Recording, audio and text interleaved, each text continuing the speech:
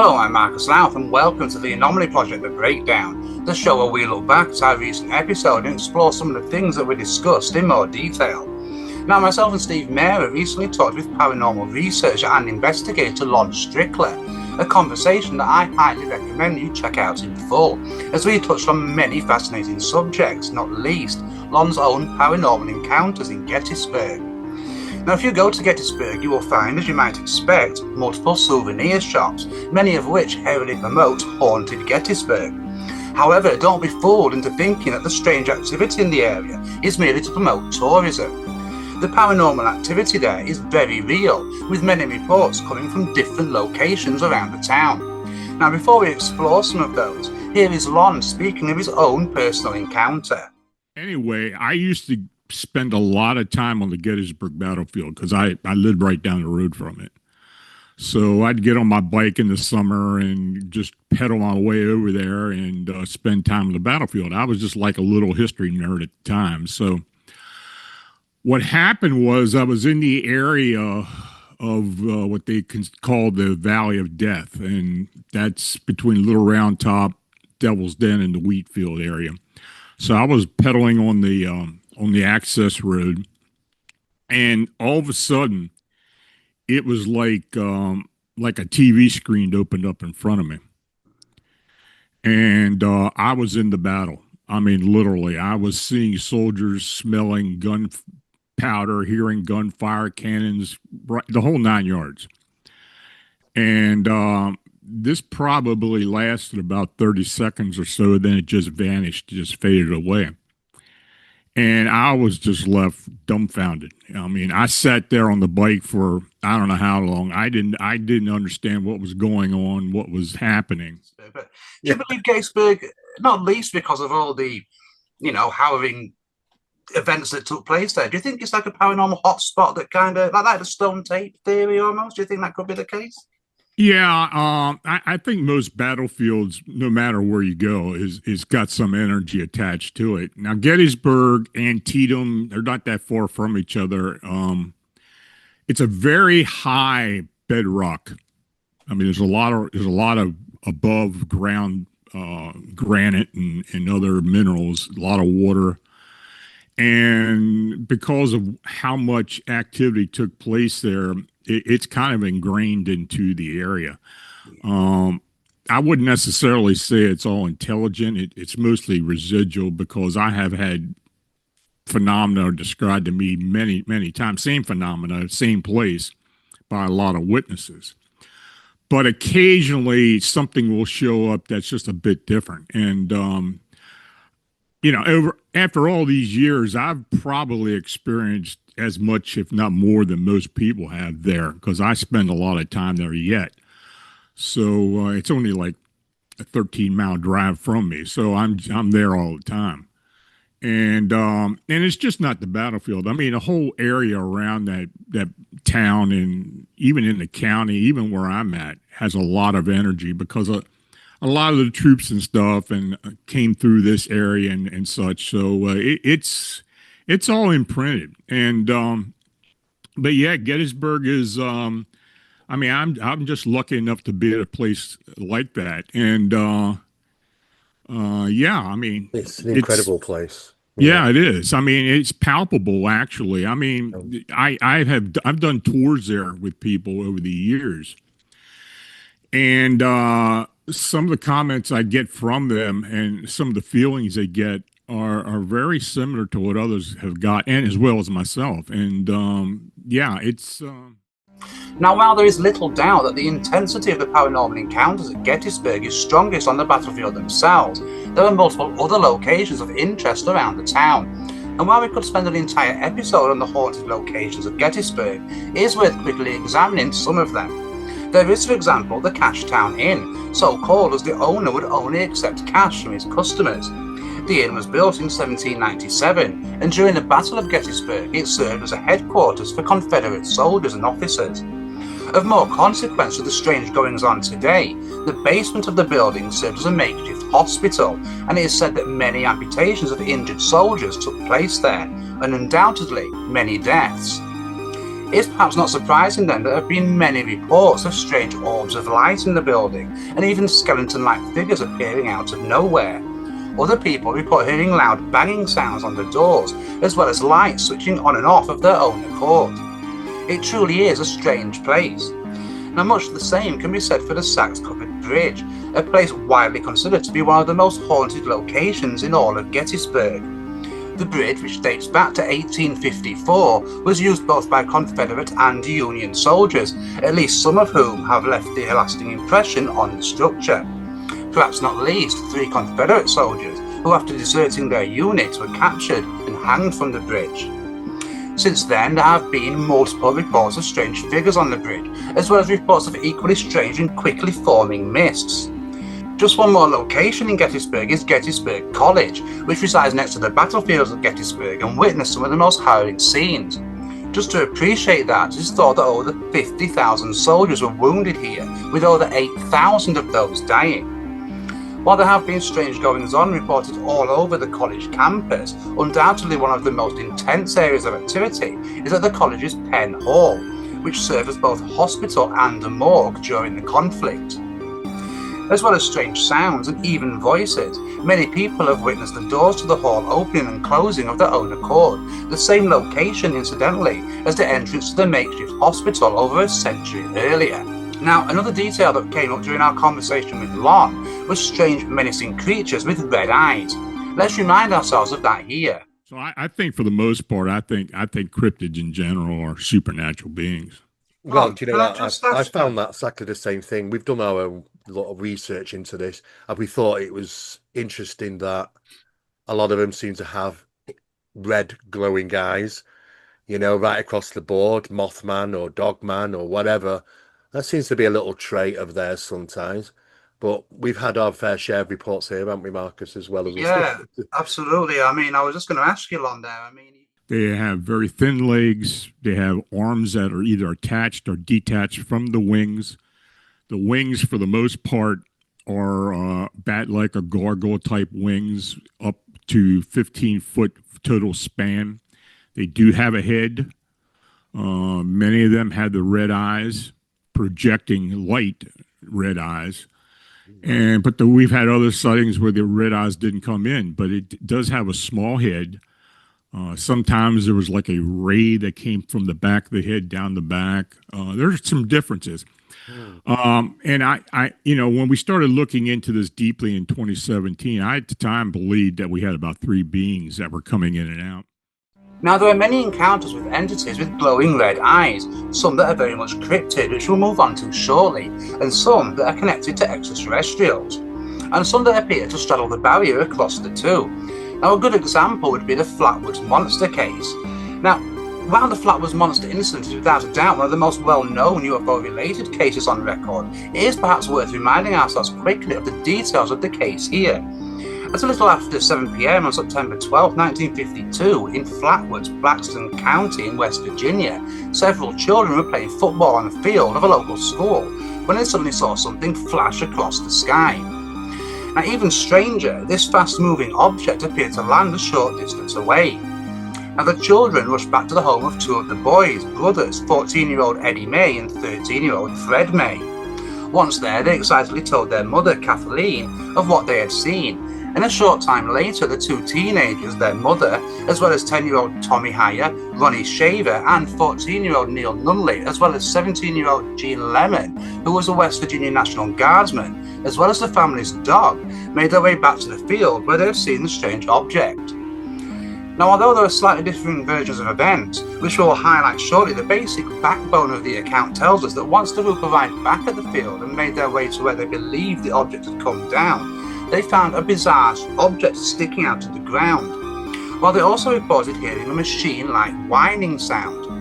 Almost immediately, the dog began to react as if there was some kind of danger up ahead and eventually scarpered back to the house.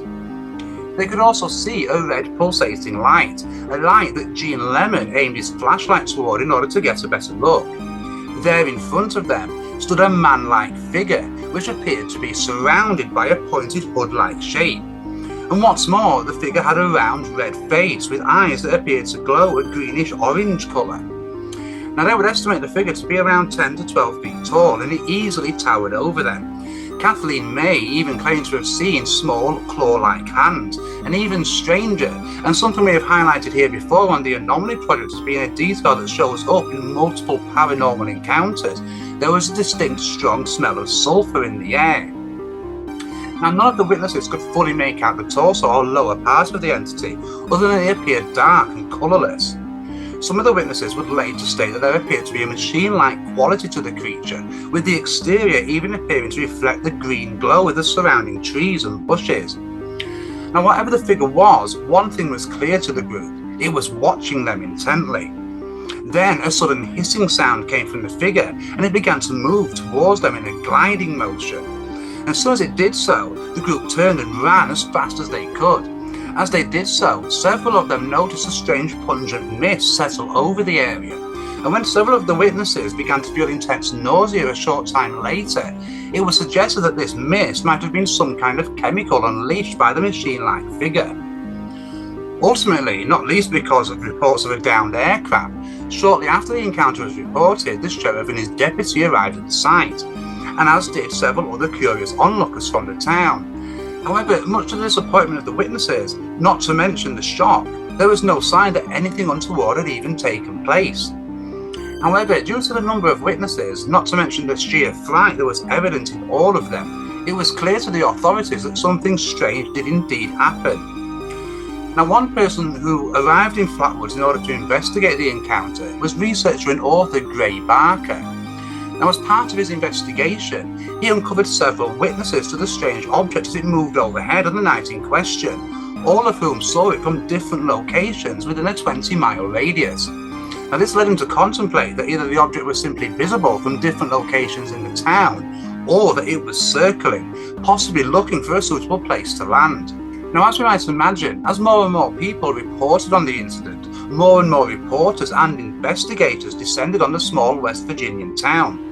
And as well as the increase in enthusiasts and investigators, the United States military and National Guard also arrived in the area. Ultimately, perhaps after newspapers began to refer to the object as meteor-like, the official explanation for the sighting was that the witnesses had seen a meteor or meteors that had crashed to the ground and then burnt out, which would explain, it was said, why there was no wreckage discovered at the site. And as you might imagine, many people simply didn't accept this explanation, not least as it didn't address the machine-like figure with the glowing red eyes, a figure that was seen, it would turn out, by more than just the initial group of witnesses. There have been many investigations carried out on the incidents in the years since, with many different explanations put forward.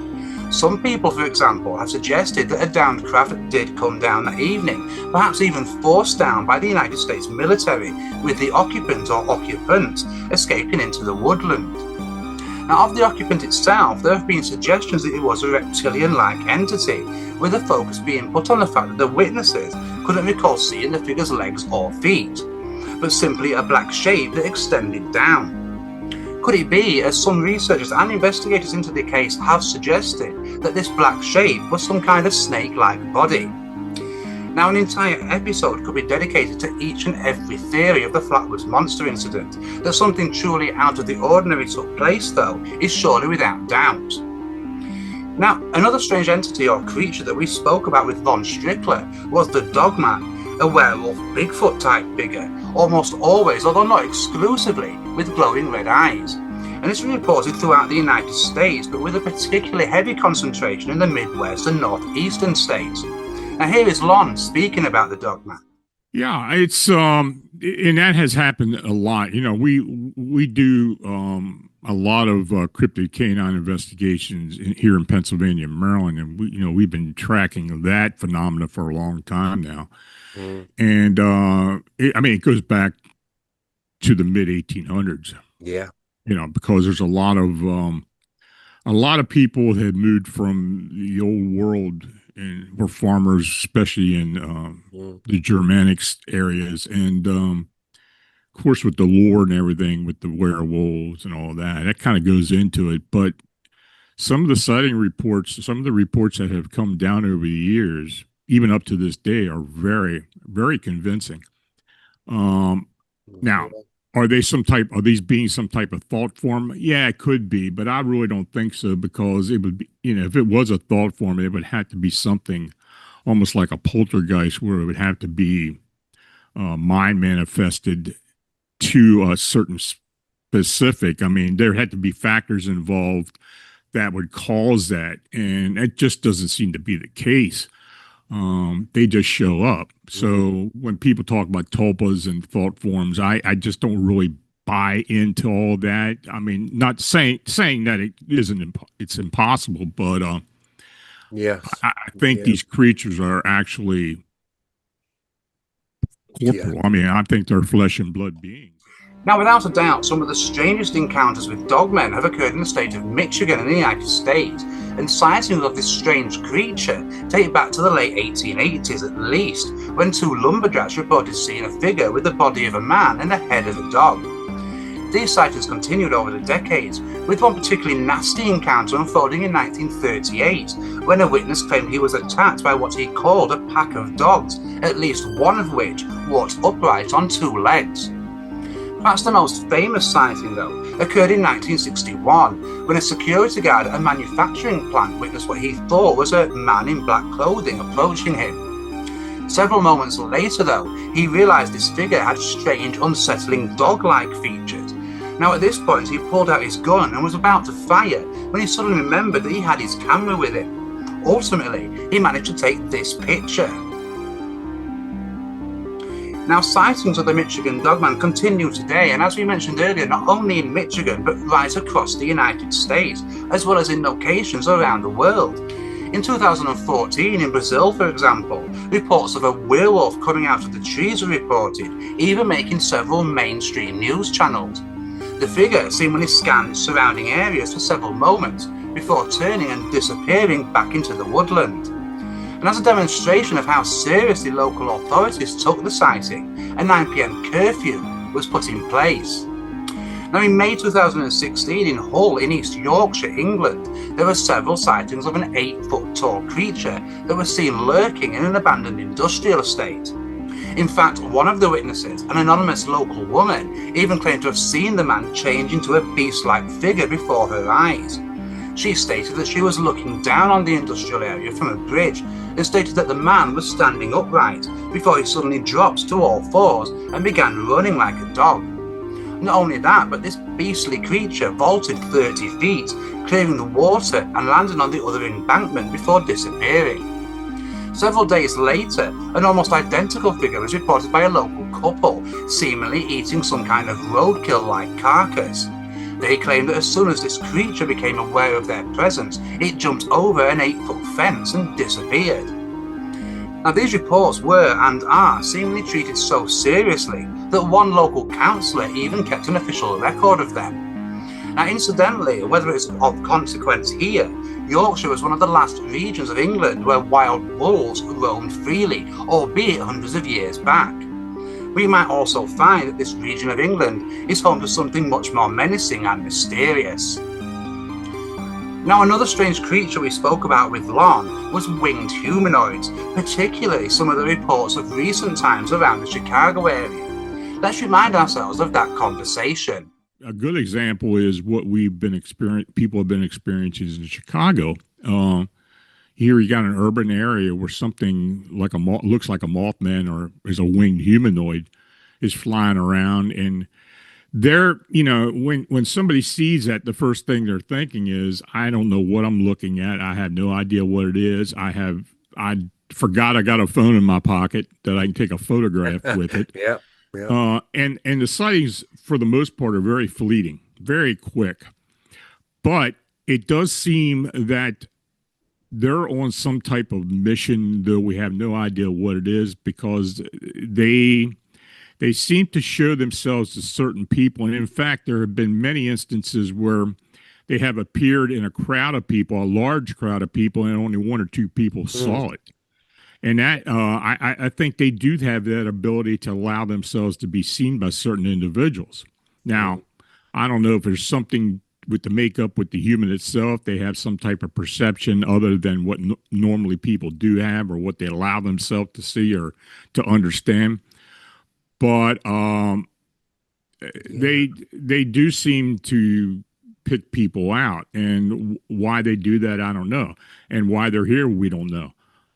But at this point right now, we've been doing this since 2011, more so since 2017 when all these sightings started really showing up in the whole Chicagoland area.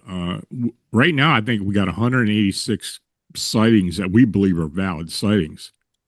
So there's something definitely going on. And even though I've had so many people try to disprove our investigation over the years, but I think it's just more than what people want to believe. And we have the witnesses to prove that, really.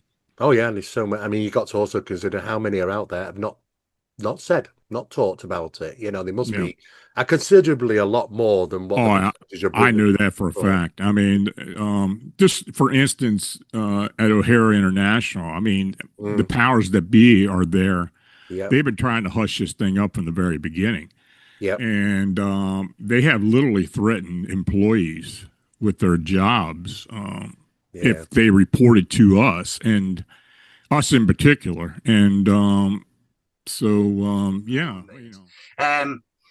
what are your thoughts on the connections to the winged humanoids that the Mothman that were investigated by John Keel, for example? I believe I think it was in the Massachusetts area. I could be wrong on that.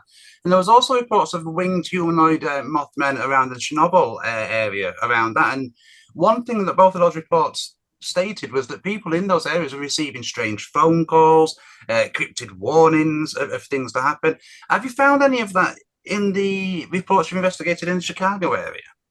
Yeah, there is a distinction. I mean, physically, there's a distinction. I mean, the Point Pleasant, West Virginia sightings of the Mothman were of kind of a bigger, thicker being with the insectoid or maybe moth-like wings, where the red eyes were kind of inset into the upper part of the body. There wasn't a head or something like that.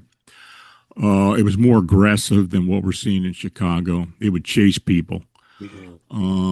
But I think the Mothman, the original Mothman out of the West Virginia area or that Mason County area, was a summoned being. But as far as what's going on in Chicago, those beings, those humanoid or winged humanoids are completely different. Now, early on, we had a couple insectoid winged beings, a few owl winged beings. Oh, yes. But the body style was much different. And I mean, it kind of stayed consistent. I mean, for the most part, they're 5.5 to 7 foot tall beings, very thin, very emaciated, dark in color. They have very thin legs. They have arms that are either attached or detached from the wings. The wings, for the most part, are bat-like or gargoyle-type wings, up to 15-foot total span. They do have a head. Many of them have the red eyes, projecting light red eyes. But we've had other sightings where the red eyes didn't come in, but it does have a small head. Sometimes there was like a ray that came from the back of the head down the back. There's some differences. And I, when we started looking into this deeply in 2017, I at the time believed that we had about 3 beings that were coming in and out. Because we were getting reports at the same time in different parts of the city and even hundreds of miles away from each other. So, and it's still going on, probably not as much as it did, but it's still continuing. And we've probably had dozens since that time, So, but there are specific areas in the city, outside the city, where there are more sightings. There has been one factor that we kind of figured out about 1.5 years ago, to where over 50% of the witnesses who have cited these things and reported them were of Hispanic heritage. Now, we haven't figured out why that is. I don't know if it's a traditional thing. Some of those neighborhoods in Chicago have a very high Hispanic population.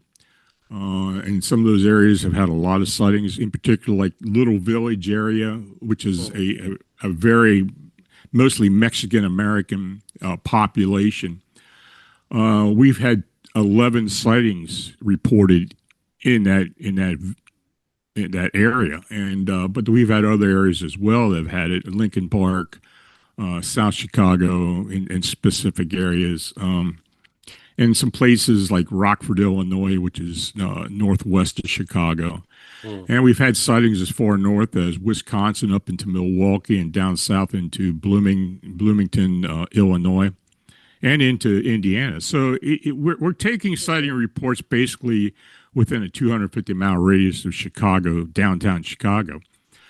But there have been less sightings in Chicago City. I mean, it's kind of spread out further and further. But the witnesses themselves, I mean, it runs the gamut as far as witnesses. It's all social economic levels, and we've had professionals, we've had celebrities, we've had police officers who have contacted us. At the airport, we've had air traffic controllers, TSA agents, even pilots who have made reports. Yeah, I mean, it's not exclusive. I mean, every type of person is getting a report in. And yeah, and the fact that it's around an urban area is exclusive anyway, because honestly, if you look into cryptid activity, you're talking 99% rural areas where these are going on, not in the middle of a city somewhere. Yes. So that kind of distinguished the whole thing. And, yeah. And since I had it encountered in 88, I, for some reason, believe that there is a connection there. Was I meant to get involved with this? I don't know. But what I encountered here in Pennsylvania and what other people have encountered here in Pennsylvania is very similar to what people are seeing out there. Now, before we explore the Point Pleasant Mothman sightings in a little more detail, it is worth quickly examining the claims of a similar airborne entity witnessed over Pripyat in the days before the Chernobyl disaster on April 26, 1986. 4 workers at the plant, for example, allegedly made reports of the bizarre creature hovering over the site only a week before the explosion. Even stranger, all 4 men would later report having intense nightmares following this, as well as receiving strange and threatening phone calls. Interestingly, while claimed it had the appearance of a bird, others stated it was just a winged body with no head, although stated it did have glowing red eyes. Even in the hours following the disaster, there were reports, admittedly that we should treat with caution, of a strange winged figure flying overhead, circling in and out of the black smoke. This figure, incidentally, is often referred to as the Blackbird of Chernobyl or Pripyat. Of course, 20 years earlier, throughout 1966 and 1967, there were multiple sightings of an almost identical creature over Point Pleasant in West Virginia in the United States, with some of those witnesses also reporting receiving strange, mysterious and unsettling phone calls. Arguably the first of these sightings unfolded on the evening of November 12, 1966, when 5 cemetery workers reported seeing a man-like figure overhead. 3 days later, a report appeared in the Point Pleasant Register detailing the sighting of Roger and Linda Scarberry and their friends Steve and Mary Mallet of a bird-like creature with glowing red eyes over the TNT region. Now, these sightings continued into late 1967 and seemingly culminated with the collapse of the Silver Bridge on the afternoon of December 15, 1967, resulting in 46 people losing their lives. To some, at least initially, this was evidence that the Mothman had been a harbinger of doom and was even trying to warn the townsfolk of the impending disaster. However, as Lon Strickler stated, these sightings are continuing today, so this might not be the case. Let's remind ourselves of that conversation. The original Mothman out of the West Virginia area or that Mason County area was a summoned being.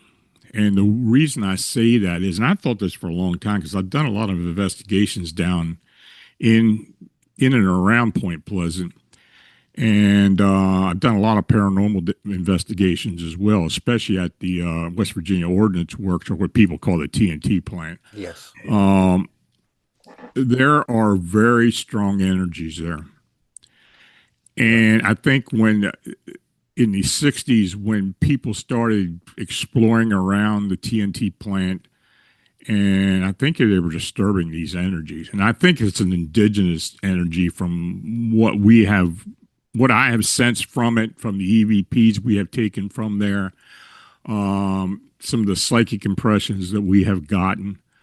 I think it's an indigenous energy, and I think it's very strong.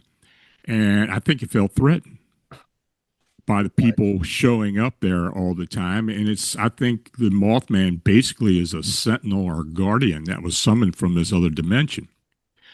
And, I still get reports around the area. I mean, a lot of people, they just take for granted, well, they saw it for that from 66 to 67 until the Silver Bridge collapse. And, it was there because of that. It was some type of harbinger this thing was going to happen. But we're still getting reports, and I've had reports up into maybe 6 months ago in the general area. So it's still going on. Now, tales of winged humanoids go back to antiquity. Indeed, most depictions of angels are exactly that. And there are many sightings and encounters from our modern era, not least the Mothman sightings of Point Pleasant in the late 60s, as well as reports of such legends as the Jersey Devil. Indeed, an entire show could be dedicated to winged humanoids alone. However, there are some reports that are perhaps not as well known and are worth briefly exploring here. According to an article in the September 12, 1880 edition of the New York Times, a man with bat's wings and frog's legs was seen flying overhead approximately 1,000 feet above the ground, heading, incidentally, when we keep the legends of the Jersey Devil in mind, to the New Jersey area. Equally intriguing, in June 1904, once more, according to an article in the New York Times, over the Bronx region of the city, multiple people reported seeing an owl-like creature, sometimes referred to as a devil owl. In fact, one police officer who witnessed this strange creature later described it as having a sound like a ghost in a graveyard, and that he believed it was something supernatural. The creature appeared to be focused particularly on the zoological gardens of the city, with several security guards not only witnessing it, but claiming to have been attacked by it, with one such victim describing the figure as a cross between a beast and a tall, slim but immensely strong man. Once more, we might ask if there are any connections between the reports of this strange creature and the Jersey Devil. Now, another thing that came up during our conversation with Lon, as it has in the past with other researchers, is the presence of strange orbs. Now, these orbs are witnessed in multiple cases and in different scenarios, including UFO encounters and poltergeist cases, and are a repeated phenomenon in such locations as Skinwalker Ranch, Rocky Mountain Ranch, and other areas of high strangeness around the planet. While we won't go into detail here into what these orbs might be, indeed we'll leave that for another episode, this footage here from the files of our very own Steve Mera is very much worth looking at. Just what are these strange balls of light? Are they a spirit or otherworldly entity moving discreetly through our realm of existence? Are they plasma-like balls of energy indicating an otherworldly presence? Whatever they might be, I am sure you agree they are very strange. Okay, let us know your thoughts in the comments and make sure you subscribe to our channel and follow us on social media. And of course, check out the Anomaly Project podcast.com for further articles, news and updates. Until next time, goodbye and take care.